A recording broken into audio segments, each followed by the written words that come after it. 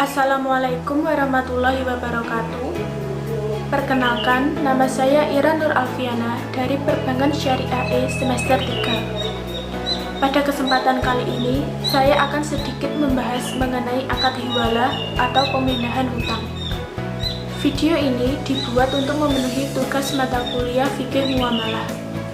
Berikut adalah penjelasannya. Menurut bahasa, yang dimaksud dengan hiwalah adalah al-intikal dan al-tahwil, yaitu memindahkan atau mengoperkan. Hiwalah juga berarti pengalihan, pemindahan, perubahan kulit, dan memikul sesuatu di atas pundak. Abdurrahman Al-Jaziri berpendapat bahwa yang dimaksud dengan hiwalah menurut bahasa adalah pemindahan dari satu tempat ke tempat yang lain. Sedangkan menurut istilah, para ulama berbeda-beda dalam mendefinisikannya. Namun, mayoritas ulama menerangkan bahwa hiwalah menyebabkan pembayaran hutang tidak lagi ditanggung oleh penghutang atau muhil. Akan tetapi, berpindah ke orang yang menerima pengalihan hutang, yaitu muhal aliyah. Dasar hukum atau landasan hiwalah terdapat dalam Al-Quran, As-Sunnah, dan Ijma.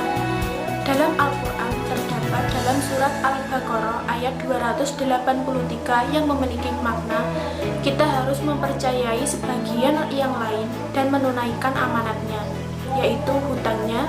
Namun apabila kita menyembunyikannya, maka kita termasuk orang yang berdosa hatinya.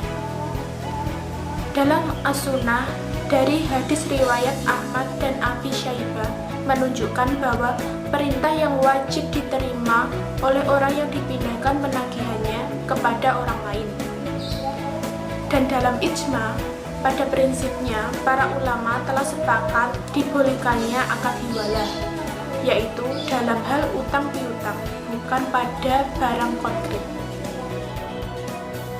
Terdapat beberapa rukun dan syarat dalam hiwalah menurut mazhab Syafi'i. Yang pertama adalah muhil, orang yang memindahkan hutang. Yang kedua muhal aliyah, orang yang dihiwalahkan. Yang ketiga muhal, orang yang menerima hiwalah atas muhil. Ketiganya memiliki syarat yang sama, yaitu cakap melakukan tindakan hukum dalam bentuk akad dalam artian balik dan berakal, serta adanya persetujuan atau ridho.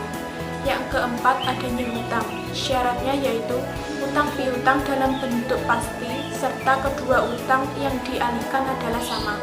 Dan yang terakhir, zikot hiwalah adalah ijab dan qabul.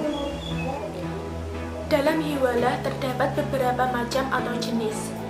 Ditinjau dari segi objeknya, hiwalah dapat dibagi menjadi dua, yaitu apabila yang dipindahkan itu merupakan hak menuntut hutang, maka disebut hiwalah al-haq atau pemindahan hak. Sedangkan apabila yang dipindahkan itu kewajiban untuk membayar hutang, maka disebut hiwalah al-dain atau pemindahan hutang. Di samping itu, ahli fikih Hanafiyah membagi hiwalah menjadi dua, yaitu hiwalah muqayyadah adalah pemindahan utang kepada orang lain yang mempunyai utang kepadanya dengan menyebutkan bahwa hiwalah tersebut terjadi pada utang yang wajib dibayar kepada pihak yang berhiwalah. Hiwalah mulaqah adalah memindahkan utangnya kepada orang lain dan tidak membatasinya dengan utang yang ditanggung orang lain. Selanjutnya mengenai konsekuensi akad hiwalah. Yang pertama, jumhur ulama berpendapat bahwa kewajiban sebagai muhil untuk membayar hutang kepada muhal dengan sendirinya menjadi terlepas. Sedangkan menurut sebagian ulama mazhab Hanafi, kewajiban masih tetap ada selama pihak ketiga belum melunasi hutangnya kepada muhal. Yang kedua, akad hiwalah menyebabkan lahirnya hak bagi seorang muhal untuk melunasi pembayaran hutang kepada muhal aliyah. Dan yang terakhir, mazhab Hanafi berpendapat bahwa akad mutlaqah terjadi karena inisiatif dari muhil. Maka, hak dan kewajiban antara muhil dan muhal aliyah ditentukan ketika melakukan akad. Tetapi utang piutang sebelumnya tetap berlaku. Pembahasan yang terakhir adalah mengenai berakhirnya akad hiwalah.